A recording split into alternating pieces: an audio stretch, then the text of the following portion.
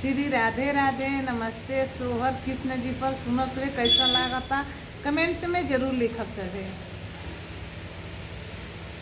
माथवा पे शोभे मोर मुकुटवा हो कि शोभे मोर मुकुटवा ललना लीलारा पे सोहेला चंदनवा हो कि लीलारा सोह चंदनवा कि ललना गलवा में शोभेला मालावा हो बजंती ये के मालावा कि देखा सुनर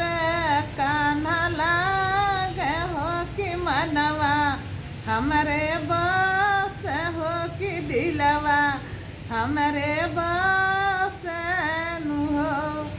कान्हवा पे शोभेला पीतम्बरी हो त कान्हवा पीतम्बरी न हो कि ललना हाथवा में सोहेला कंगनवा हो देखत नीक लागे हो त मनवा मोर लागे हो कि दिलवा मोर बस हो कमर में शोभे करधानिया हो कि शोभे करधानिया कि ललना पैर में शोभे पवजनिया हो चलत नीक लागे हो चलत नीक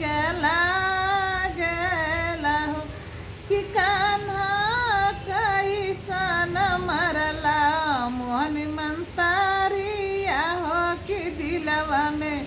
बसी गईला हो नजरिया धसी गईला हो नजरिया धसी गईला न हो कि कान्हा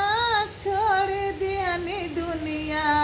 अपन दारी हो कि तू हसे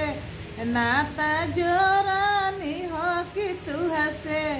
नाता जोरानी न हो कान्हा कैसन मोहनी मोके दिहाला हो तुहार बनी गई हो तुहार बनी गई